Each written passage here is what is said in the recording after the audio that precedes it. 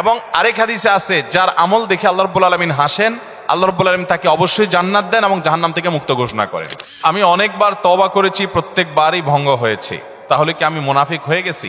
বিভিন্ন এলাকায় অসুখ বিসুখ যাতে কম হয়, বার্ষিক সিন্নি, খোদাই সিন্নি, মহররমের সিন্নি নামে বিভিন্ন সিন্নি করা হয়। এগুলো করা কতটুকু বৈধ? মহিলাদের জন্য তালিম জায়েজ জানি, কিন্তু বর্তমানে মহিলারা যে সন্তান সংসার রেখে 2-3 দিনের জন্য তালিমে চলে যায় দূর দূরান্তে, এটা ইসলামের দৃষ্টিতে কতটুকু বৈধ? না, বিশেষ উদ্দেশ্য ছাড়া ফেসবুক বা মেসেঞ্জারে 3 বার কবুল বলি, তাতে কি আল্লাহর দরবারে বিয়ে কবুল হয়ে যাবে? এতে কি কোনো গুনাহ আছে? পোলাপান বান্দরামি করার জিনিস খুঁজে পাও না। না, আমি এখান থেকে গ্রামে যাব এবং ওই দিনই আবার চলে আসব, এক্ষেত্রে আমার নামাজ কি কসর করতে হবে? দেখুন, গ্রামে আমরা প্রত্যেকে যার যার বাড়িতে যখন যাব, সেটা আমাদের মূল ঠিকানা, আসল ঠিকানা হলে সেখানে আমি 1 ঘন্টার জন্য যদি যাই, নামাজ আমাকে পুরো পড়তে হবে। নিজের স্থায়ী ঠিকানাতে কখনো কসর হয়?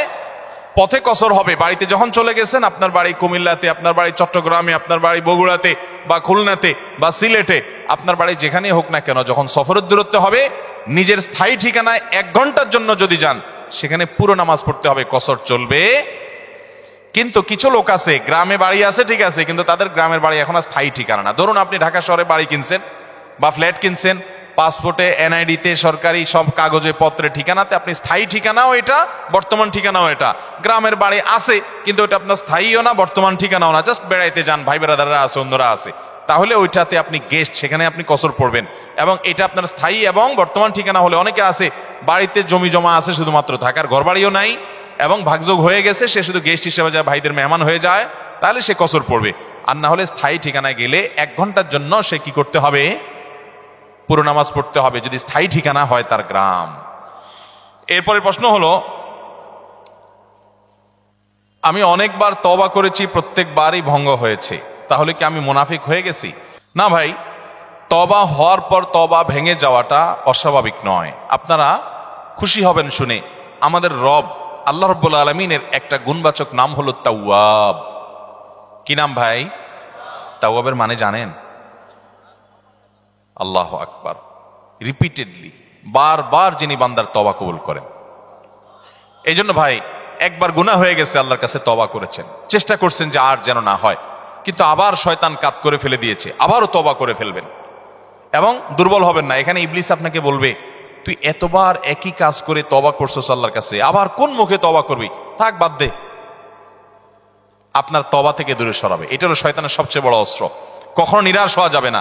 তওবা আগের বারের চাইতে পরের বারটা আরো স্ট্রং করবেন, যে ঠিক আছে আগের বারটা তওবা আমি দুর্বল ছিল, এটাকে আরো স্ট্রং করব, চেষ্টা করবো না ইনশাআল্লাহ। তাহলে তওবা বারবার করতে হবে, বারবার করতে হবে। ভেঙে গেলে আরো শক্ত, হার্ডলি তওবা করতে হবে, নিজের প্রতি নিজে শাসন চালাতে হবে। এভাবে ইনশাআল্লাহ সামনে আগাইতে হবে। ভারতবর্ষের একজন কবি বলেছেন, আরে ইয়ে কুশ্তি তো হয় অমর ভর কি, কবি ও দাবালে কবি তু দাবালে। ইবলিসের সাথে তোমার লড়াই তো সারা জীবনের। কখনো ইবলিস তোমাকে কাত করে ফেলে দিবে, তোমার দ্বারা গুনাহ করে ফেলবে, আবার কখনো চোখের পানি ফেলে কেঁদে কেটে আল্লাহর কাছে একান্তে। ভাইরা, কিছু নির্জন সময় কাটানো দরকার। আমাদের কোনো নির্জন সময় নাই। নির্জন সময় হলে ওই মোবাইলে আমরা ঢুকে পড়ি, মোবাইল টোবাইল বন্ধ করে ফেলে দিনে রাতে 24 ঘন্টার ভিতরে 5 ওয়াক্ত নামাজের পরে আগে যে কোনো সময় অন্তত 2-4-5টা মিনিট একটু চিন্তা ভাবনা করবেন, একটু নিজের হিসাব মিলাবেন, আল্লাহর সাথে কথা বলবেন। আজকে একটা গুনাহ হয়ে গেছে, আজকে একটা কাস্টমার মহিলা আসছে, তার সৌন্দর্য দেখে তাকে নিয়ে বাজে চিন্তা জল্পনা কল্পনা করেছি, নোংরামি করেছেন, গুনাহ কাজ করেছেন। কোনো কাস্টমার এসেছে, তার সাথে ফাঁকি ঝুঁকি দিয়েছেন, 2 নাম্বারই করেছেন, মিথ্যা কথা বলেছেন, কিনা দর এত আসে বলেছেন, আসলে এত আসে নাই। এই যে মিথ্যা বলেছেন কয়টা টাকার জন্য, এই টাকা দুনিয়াতে থেকে যাবে, মিথ্যাটা আপনার আমলনামা যুক্ত হয়ে আখিরাতে যাবে। এইসব কথা চিন্তা করে আল্লাহর কাছে চোখের পানি ফেলে একান্তে, আল্লাহ করে ফেলেছি আজকে শয়তানের পালায় পড়ে, আল্লাহ খেয়াল ছিল না, আপনি মাফ করে দেন। মালিক, আপনি মাফ না করলে কিয়ামতের ময়দানের শাস্তি হবে ভয়াবহ। দুনিয়াতে আপনি ছেড়ে দেন, আল্লাহ মাফ করে দেন। মাফ চায়া দুনিয়া থেকে ওইটাকে নিষ্পত্তি করেন, একটু চোখের পানি ফেলেন, সেজদায় পড়ে যান, 2 রাকাত সালাত তওবা নামাজ পড়ে আল্লাহর কাছে মাফ চান, এরপরের দিন আরো স্ট্রং করেন। এভাবে আপনি লড়াই চালাতে থাকবেন। আরে ये কুশ্তি তো হয় অমর ভর কি, কবি ও দবালে কবি তু দবালে। শয়তান গুনাহ কমা আপনার দ্বারা করায় সে জিতে যাবে, আর আপনি তওবা করে চোখের পানি ফেলে গুনাহ মাফ করিয়ে তারপরে আপনি শয়তানের উপরে জিতে যাবেন। তওবা করতে থাকবো তো ইনশাআল্লাহ। তওবা করতে কখনো ক্লান্ত হবেন, তওবা অব্যাহত রাখবেন, অনবরত রাখবেন। দুনিয়াতে কোনো ফেরেশতা মানুষ নাই, সবাই গুনাহ করে। এর মধ্যে সবচেয়ে উত্তম মানুষ হলো গুনাহ করার পর যে নিজের ভুল বুঝতে পারে নিজেকে শাসন করে সংশোধন করে সে তওবা করে মাপ চায়। মনে রাখবেন, যে ব্যক্তি তওবার শর্ত আদায় করে তওবার শর্ত কি? তওবার শর্ত হলো যে কাজটা করেছি গুনার কাজ, এটার জন্য নিজেকে নিজে শাসন করলাম, কেন আমি এত নিকৃষ্ট কাজ করলাম, আল্লাহ আমার প্রতি কত ইহসান করেছেন, কত অনুগ্রহ করেছেন, আমার জীবনে কত বিপদ এসেছে আল্লাহ উদ্ধার করেছেন, তাহলে আমি কেন এই গুনার কাজটা করলাম? নিজেকে শাসন করা, ভবিষ্যতে না করার পরিকল্পনা করা, লজ্জিত হয়ে চোখের পানি ফেলে আল্লাহর কাছে মাপ চাওয়া, এই কাজটা যদি আপনি বারবার করেন, আপনি নিশ্চিত থাকতে পারেন আপনার তওবা দিন দিন আস্তে আস্তে স্ট্রং হবে এবং একটা সময় আপনি গুনাহ ছাড়তে পারবেন ইনশাআল্লাহ। এই জন্য তওবা কখনো ছাড়া যাবে, যতবারই তওবা ভাঙুক তওবা আরো স্ট্রং করে করতে হবে।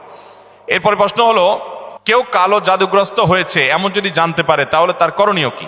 এ বিষয়ে আমরা বিভিন্ন জায়গায় প্রশ্ন পাই, ভালো করে শুনে রাখেন। বিশেষ করে আপনারা পুরান ঢাকার কাছাকাছি এলাকার মানুষ, পুরান ঢাকায় সবচেয়ে বেশি, চট্টগ্রামে প্রচুর পরিমাণে আছে। আমাদের দেশে এখন ব্ল্যাক ম্যাজিক, কালো জাদু যেটাকে আমরা বলি, এই কালো জাদু টোনা এগুলো এই পরিমাণ বাড়ছে, আমি সারা দেশে ঘুরে বেড়াই, শত শত হাজার হাজার মানুষের প্রশ্ন আমার কাছে আসে।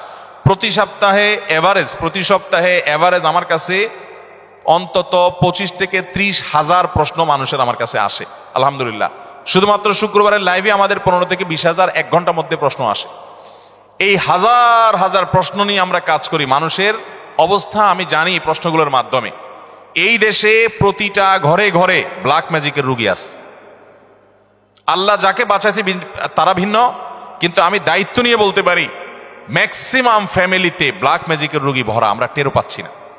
ছোট পোলাপান, অস্বাভাবিক চিল্লাচিল্লি, অস্বাভাবিক দুষ্টামি, ওই দুষ্ট জিনের উপদ্রব অথবা ব্ল্যাক ম্যাজিক।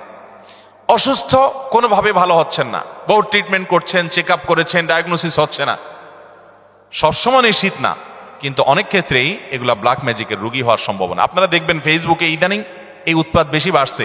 বিভিন্ন পোস্টের কমেন্টে দেখবেন পোস্টার দিয়া প্রচার করে তান্ত্রিক অমুক কামরূপ কামাখ্যা থেকে প্রশিক্ষণ প্রাপ্ত। দেখছেননি? এগুলো হলো শয়তানের খালাতো ভাই, সাক্ষাৎ খালাতো ভাই। এবং আপনার বিভিন্ন ঢাকা শহরের পিলারে পিলারে দেখবেন এই তান্ত্রিক অমুক, ভাগ্য বদলায় দেয়, এটা করে সেটা করে, এসব শয়তানি অ্যাডভার্টাইজ দেখছেন না? দেখেন নাই? ব্ল্যাক ম্যাজিক এটাকে এক সময় আমাদের এক শ্রেণীর শিক্ষিত মানুষ বলতো যে এগুলো হুজুরদের আজগুবি কথা, কিসের আবার ব্ল্যাক ম্যাজিক, দেখা যায় না, শোনা যায় না, বুয়া বোগাস কথাবার্তা। ভাইরা আমার, এই যে কদিন আগে বিশ্বকাপ ফুটবল শেষ হয়ে গেল, আমি নিজে অনেকগুলো মিডিয়াতে দেখেছি বিশ্বকাপ ফুটবলে অনেক বড় বড় খেলোয়াড়দেরকে দুর্বল করার জন্য প্রতিপক্ষের খেলোয়াড় বা বাজিকরেরা, বিভিন্ন লোকেরা ব্ল্যাক ম্যাজিক করেছে এবং কোটি কোটি টাকা খরচ করে ব্ল্যাক ম্যাজিক করে তাদেরকে অচল করে দেওয়ার চেষ্টা করে। আরে বিশ্বকাপ অনেক দূরে রাখেন, আমার দেশে আসেন, একটা খেলা আছে, নাম হলো পাতা খেলা। আপনি গুগলে সার্চ দিয়ে যে পাতা খেলা দেখলে আপনি পাবেন। আমি সার্চ দিয়ে অন্তত 2-4-5টা জাতীয় দৈনিকের রিপোর্ট, প্রতিবেদন, এই খেলার আদ্য পান্ত জেনে তারপরে কথা বলছি। আমি আলহামদুলিল্লাহ ওই ফেসবুকে ঠুনকো ঠানকো কোথায় কি পাইছি টাইছি এগুলো নিয়ে আমি কথা বলি না, বক্তব্য দেই না। আমি চেষ্টা করি যেটা বলবো সেটা জেনে শুনে দায়িত্ব নিয়ে তারপরে আমি বলার চেষ্টা করি। এই পাতা খেলার উপরে আমি অনেক পড়াশোনা ঘাটাঘাটি করেছি, অনলাইনে অনেক আর্টিকেল পড়েছি, অনেক প্রতিবেদন পড়েছি। আমাদের দেশে হয়, আপনার উত্তরবঙ্গের দিকে বিশেষ করে হয়, অনেক জেলাতে।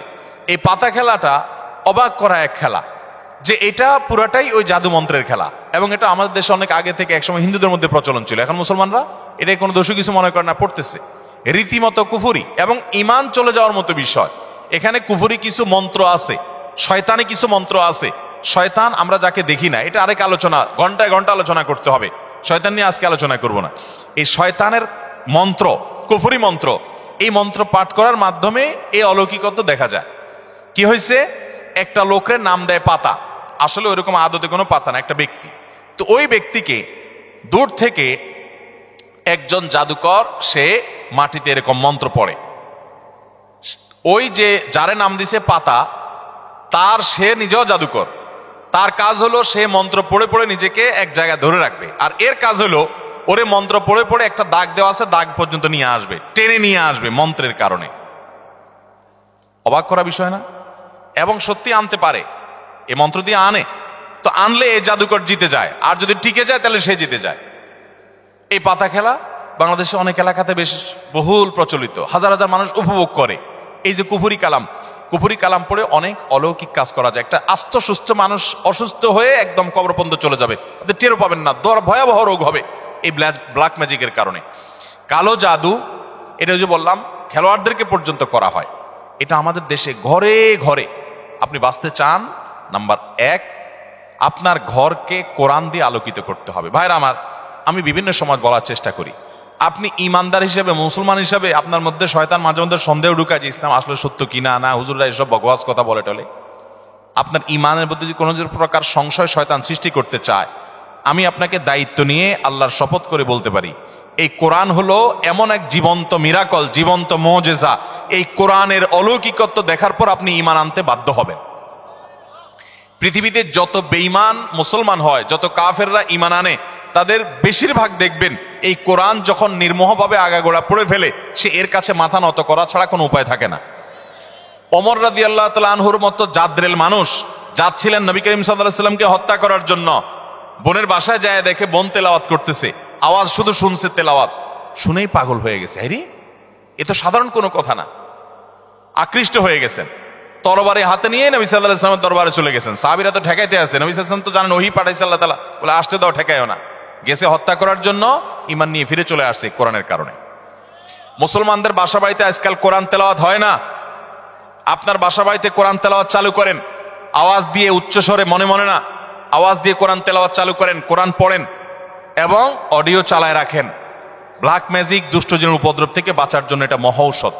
বিশেষ করে একটা সূরা, সূরা বাকারা জোরে জোরে নিজেরা তেলাওয়াত করেন। তেলাওয়াত করতে পারেন না তো অডিও চালায় রাখেন। সূরা বাকারার তেলাওয়াত যত বেশি ভাষায় চালু করে রাখবেন, নবী সাল্লাল্লাহু আলাইহি ওয়াসাল্লাম হাদিসে বলা আছে দুষ্টজিন এবং শয়তান ভাষায় প্রভাব ফেলতে পারবে না। এক। দ্বিতীয় আমল, তাহলে কোরআন বেশি বেশি পড়বেন, বিশেষ করে সূরা বাকারা। দ্বিতীয় আমল হলো সকাল সন্ধ্যার দোয়া এবং জিকির, এগুলা নিয়মিত পড়বেন, এগুলা রক্ষা কবচের মতো কাজ দেয়। তৃতীয় আমল হলো ঘরের মধ্যে কোনো হারাম জিনিস রাখবেন না, ছবি টবি এটা সেটা রাখবেন না, এবং গুনাহমুক্ত রাখবেন বা ঘরকে। 4 নম্বর আমল হলো যতবার বাসায় ঢুকবেন বিসমিল্লাহ পড়ে ঢুকবেন, বের হওয়ার সময় বিসমিল্লাহ পড়ে বের হবেন।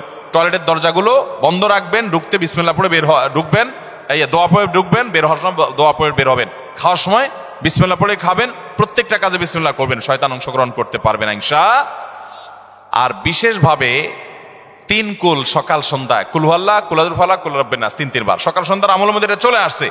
আলাদা করে এটা রাতে, সকাল সন্ধ্যায় বিভিন্ন সময় পড়বেন ইনশাআল্লাহ। বিদিন আল্লাহ তাআলা এই দুষ্টজিন এবং ব্ল্যাক ম্যাজিক থেকে বেঁচে থাকার তৌফিক দান করবেন। এরপরে প্রশ্ন হলো, আসুন্নাহ ফাউন্ডেশনের দেওয়া অফিস আসিফ হুজুরকে দিয়ে রুকিয়া করা হয়েছে, আপনি কি রুকিয়া করেন? না ভাই, আমি রুকিয়া করি না। তবে আমরা অনেক রাকিকে চিনি ব্যক্তিগতভাবে, কেউ চাইলে বলি ভাই অমুকের কাছে যান, বিভিন্ন রাকিরা আছে, আপনারা অনলাইনে খুঁজতে পারেন। বিভিন্ন এলাকায় অসুখ বিসুখ যাতে কম হয়, বার্ষিক সিন্নি, খোদাই সিন্নি, মহররমের সিন্নি নামে বিভিন্ন সিন্নি করা হয়, এগুলো করা কতটুকু বৈধ? অসুখ বিসুখ হলে আল্লাহর কাছে তওবা ইস্তেগফার করবেন, দোয়া পড়বেন এবং ডাক্তারের কাছে যাবেন। অসুখ বিসুখের জন্য দান সাদাকা করবেন। কিন্তু এই যে আপনার সিন্নি দেওয়া মানে হলো, ধরেন আপনার এই উপলক্ষে মিলাদের আয়োজন করলেন, নবী করিম সাল্লাল্লাহু আলাইহি ওয়াসাল্লাম বা সাহাবা একরাম কেউ এরকম অসুখ বিসুখ হলে, বিপদ আপদ হলে এরকম কোনো কাজ করতেন বলে আমাদের জানা নাই। বিধায় খেয়াল রাখতে হবে যে এগুলা কোনো সুন্নাহসম্মত আমল না। মহিলাদের জন্য তালিম জায়েজ জানি, কিন্তু বর্তমানে মহিলারা যে সন্তান সংসার রেখে 2-3 দিনের জন্য তালিমে চলে যায় দূর দূরান্তে, এটা ইসলামের দৃষ্টিতে কতটুকু বৈধ? এটা সম্পূর্ণ অবৈধ কাজ। অনেক জেলাতে আছে মহিলারা স্বামীর সংসার রেখে অনেক দূরে চলে যায় আরেক জেলাতে, এবং এইসব তালিমের জন্য মহিলাদেরকে যারা ফুসলায়, সংসার রেখে ছেলে মেয়ে রেখে চলে যায়, তারা বলে আরে আল্লাহর নির্দেশ বড় না স্বামীর নির্দেশ বড়, রাখো তোমার স্বামীর নির্দেশ মানা লাগবে না। তো আল্লাহ কি তোমার আরেক জেলা যাওয়ার নির্দেশ করছে? কোথায় কোরআনে বলছে যে অমুক জেলা যাও? এগুলো সব শয়তানের বুঝ। স্বামী অথবা বাবা, বড় ভাই, অভিভাবকের নির্দেশ বাদ দিয়া মাহরাম ছাড়া যদি আরেক জেলা সফর করে, আরে মাহরাম ছাড়া তো হজ করা পর্যন্ত জায়েজ নাই। এক সাহাবী জিহাদে যাবে নবী সাল্লাল্লাহু আলাইহি ওয়াসাল্লামের সাথে, নবী সাল্লাল্লাহু আলাইহি ওয়াসাল্লাম যখন শুনছেন ওনার স্ত্রী হজ করতে যাবে, বলছেন যে তোমার জিহাদে যাওয়া লাগবে না, যাও তোমার স্ত্রীর সঙ্গ দাও, কারণ তার সফরে মাহরাম হিসাবে তুমি তার সাথে থাকতে হবে। বিধায় এই তালিমের নামে এক জেলা থেকে আরেক জেলা মাহরাম ছাড়া যদি এরকম যায়, তাহলে সেটা জায়েজ হবে না, গুনাহ হবে। এরপরে প্রশ্ন হলো, ভুল করে বা রাগের মাথায় যদি কসম করি, কিন্তু পরে দেখা গেল আমি যেটা কসম করেছি যে আমি এটা কখনোই করব না, কিন্তু সেই কাজটা আমি বাধ্য হয়ে করে ফেললাম, তাহলে এই ক্ষেত্রে আমার করণীয়? এই ক্ষেত্রে আপনার করণীয় হলো কাফফারা দিবেন।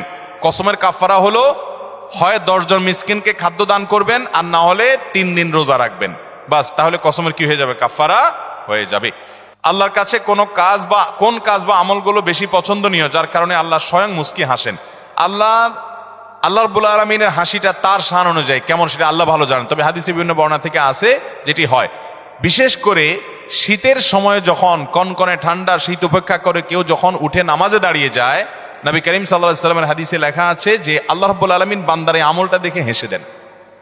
এবং আরেক হাদিসে আছে, যার আমল দেখে আল্লাহ রাব্বুল আলামিন হাসেন, আল্লাহ রাব্বুল আলামিন তাকে অবশ্যই জান্নাত দেন এবং জাহান্নাম থেকে মুক্ত ঘোষণা করেন। এজন্য শীতের দিনে ফজরের নামাজ, তাহাজ্জুদের নামাজের গুরুত্ব অন্য সময়ের চাইতে অনেক বেশি। আমি একজন যুবক, আমরা অনেক সময় মজার ছলে বা বিয়ের উদ্দেশ্যে না, বিশেষ উদ্দেশ্য ছাড়া ফেসবুক বা মেসেঞ্জারে 3 বার কবুল বলি। তাতে কি আল্লাহর দরবারে বিয়ে কবুল হয়ে যাবে? এতে কি কোনো গুনাহ আছে? পোলাপান বান্দরামি করার জিনিস খুঁজে পাও না? না, অনেক পোলাপান এগুলো করে। এমনকি এই যে নাটক সিনেমাতে অনেক সময় অভিনয়ের অংশ হিসাবে এগুলো করে না অভিনেতারা? এদের মধ্যে কেউ যদি মুসলমান হয়, কারো যদি আল্লাহর প্রতি বিশ্বাস না থাকে তার কথা ভিন্ন হয়, বেঈমান নিয়ে আমাদের আলাপ নাই। যে মুসলমান, যে আল্লাহর প্রতি ঈমান আছে, তার জানতে হবে নবী করিম সাল্লাল্লাহু আলাইহি ওয়াসাল্লাম বলেছেন, সালাতুন জিদ্দুহুন্না জিদ্দুন ওয়া হাজলুহুন্না জিদ্দুন। 3টা বিষয় সিরিয়াসলি করলে যা হবে, দুষ্টমি রসিকতা অভিনয় মজা করে করলে তা হয়ে যাবে কাহিনী বড় খতরনাক, বড় জটিল। অতএব আপনি দোস্ত দুষ্টামি করে কোনো ক্লাসমেট মেয়েকে বললেন অন্য 2-3 দোস্তের সামনে যে আমি ওরে বিয়ে করলাম, এবং সেও অ্যাডাল্ট, আপনিও অ্যাডাল্ট, দুজন সাক্ষীও আছে। আর বিশেষ করে নাটকে যেটা হয় যে অভিভাবক অনেক সময় থাকে, যদি সত্যিকারের অভিভাবক থাকে, ওখানে তো সব বকওয়াস অভিভাবক। মেয়েদের তো বিয়ে অনেক আমাদের মতো মেয়েদের বিয়ে অভিভাবক ছাড়া হয় না, কিন্তু হানাফি মাযহাব অনুযায়ী অভিভাবককে জরুরি না, যদি অ্যাডাল্ট হয়ে যাবে তাহলে সেক্ষেত্রে হানাফি মাযহাবের আলোকে এই বিয়ে হয়ে যাবে। 2 জন সাক্ষীর সামনে শুধু বলছেন প্রস্তাব, সে বলছে কবুল, দুষ্টামি করে বলছেন, বস কাহিনী খতম হয়ে গেছে। কথা বুঝেন নাই? খুব জটিল একটা বিষয়। ঠিক তালাকের বিষয়টাও এরকম। আপনি বলবেন যে হুজুর আমি তো আসলে তালাকের উদ্দেশ্যে বলি না, আমি তো ভয় দেখানোর জন্য বলছিলাম, কাম হয়ে যাবে, এরপর আর এসব বলে লাভ হবে না। অতএব এগুলো সাবধানে করতে হবে। আল্লাহ আমাদেরকে এই সমস্ত বিষয়, হেয়ালিপনা, দুষ্টমি, এগুলো থেকে বেঁচে থাকার তৌফিক দান করুন। সব জায়গায় ফাজলামি না। আমাদের নবী হযরত মুহাম্মদ সাল্লাল্লাহু আলাইহি সাল্লামকে না সৃষ্টি করলে নাকি আল্লাহ তাআলা কোনো কিছু সৃষ্টি করতেন না, এটা কতটুকু সত্য? এরকম একটা হাদিস আছে, কিন্তু সেই হাদিসকে মুহাদ্দিসগণ, হাদিস বিশারদ, বিশ্লেষকগণ এই হাদিসকে জাল হাদিস হিসাবে চিহ্নিত করেছেন। এর সনদ বিশুদ্ধতার সূত্রে বর্ণিত নয়। লাউলা খলিকতু লামা খলিকাতিল আফলাক, নবী সাল্লাল্লাহু আলাইহি সাল্লাম যদি সৃষ্টি না হতেন আসমান জমিন সৃষ্টি হতো না। ভাইরা আমার, নবী সাল্লাল্লাহু আলাইহি সাল্লামের মর্যাদা বলার জন্য মিথ্যা হাদিস বলার কোনো দরকার নাই। আল্লাহ তাআলা তার নবী সাল্লাল্লাহু আলাইহি সাল্লামকে, তার হাবিবকে এমনি মর্যাদা দিয়েছেন, তার জন্য ভুয়া হাদিস বানানোর কোনো দরকার। তিনি সকল নবী রাসূলদের মধ্যে শ্রেষ্ঠ, তাকে আল্লাহ মেরাজে ডেকে নিয়ে সম্মানিত করেছেন, তাকে আল্লাহ তাআলা কিয়ামতের ময়দানে হাউজে কাউসার দান করবেন, তার শাফাআত হবে সবচেয়ে বড় শাফাআত, শাফাআতে কুবরা।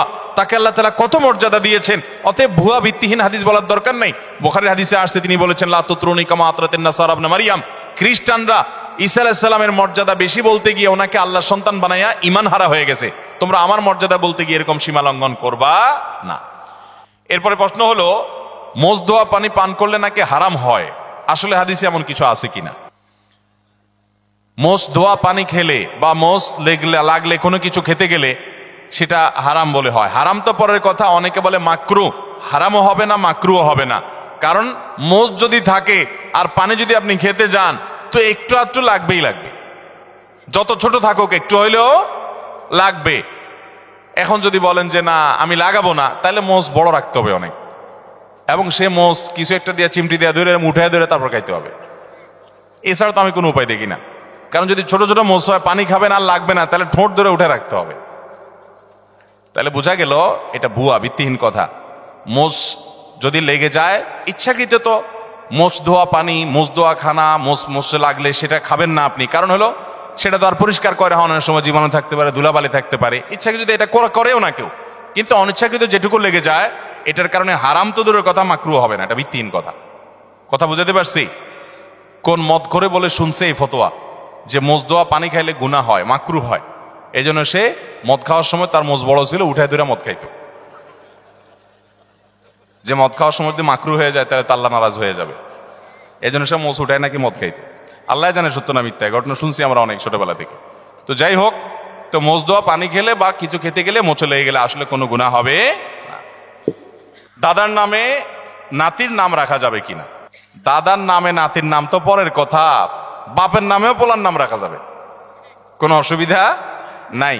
আমাদের দেশে সবাই ইউনিক নাম খোঁজে, ইউনিক, টল্টু, বল্টু, নান্টু, পিন্টু, গিন্টু, গেংটু, কি আজিব আজিব নাম খোঁজে সব। আরে ভাই, সবাই বলে ইউনিক নাম লাগবে, আনকমন না লাগবে কেন? আপনাকে আনকমন নাম লাগবে কেন? শুনেন, সৈয়দ আবুল হাসান আলী নদভী রহমতুল্লাহ আলাই ভারতবর্ষের সবচেয়ে বড় আলেমদের একজন ছিলেন এবং মুসলিম বিশ্বের নোবেল খ্যাত কিং ফয়সাল অ্যাওয়ার্ড পুরস্কার, এটা সারা বিশ্বে, বিশেষ করে এই ভারতবর্ষে অল্প কয়েকজন মানুষ পাইছে, এর মধ্যে উনি একজন ছিলেন। অনেক বড় পণ্ডিত মানুষ ছিলেন। সারা ওয়ার্ল্ডের বড় বড় ইউনিভার্সিটি, অক্সফোর্ডের মতো ইউনিভার্সিটি, বড় ইউনিভার্সিটিগুলোতে অতিথি লেকচার হিসেবে তিনি লেকচার দিতেন এবং মদিনা ইউনিভার্সিটির উপদেষ্টা পরিষদে ছিলেন অনেক শুরু থেকে। অনেক বড় ব্যক্তিত্ব ছিলেন সৈয়দ আবুল হাসান নদভী রহমতুল্লাহ আলাই। এ আল্লাহর বান্দা, তার পরিবারে কয়েকজন বাচ্চার নাম, কয়েক ভাই, একই ফ্যামিলিতে কয়েকটা ছেলে হয়েছে, সবগুলোর নাম রাখছে মোহাম্মদ। তাহলে একটা মুসিবত না? 4 ভাইয়ের নাম যদি মোহাম্মদ হয়, কোন মোহাম্মদ ডাক দিলে কোন মোহাম্মদ আসবে? এই জন্য পার্থক্য করার জন্য নাম দিচ্ছে মোহাম্মদ আউয়াল, মোহাম্মদ সানি, মোহাম্মদ সালেস, মোহাম্মদ রাবে। অর্থাৎ মোহাম্মদ ফার্স্ট, মোহাম্মদ সেকেন্ড, প্রথম মোহাম্মদ, দ্বিতীয় মোহাম্মদ, তৃতীয় মোহাম্মদ। তৃতীয় মোহাম্মদ বললে একজন আসে, চৌথ মোহাম্মদ আসলে আরেকজন আসে। এটা বলার উদ্দেশ্য হলো যে একই নাম আমাদের দেশে অনেককে আমরা নাম চাই, হুজুর একটা নাম দেন, তো বলি ভাই সবচেয়ে উত্তম নাম আব্দুল্লাহ, আব্দুর রহমান হাদিসে আসছে। সবচেয়ে সুন্দর নাম কি নাম? আব্দুল্লাহ। এবং কিয়ামতের ময়দানে মানুষকে নাম ধরে ডাকা হবে। পোলার নাম টল্টু রাখবেন তো আপনাকে আল্লাহ তাআলা ডাকবেন, ও টল্টুর বাপ আসো। কেমন লাগবে জিনিসটা? আল্লাহর বান্দা, নামের মধ্যেই তাওহীদ, নামের মধ্যেই ইমানের শিক্ষা থাকবে। আল্লাহর বান্দা আব্দুল্লাহ, আব্দুর রহমান।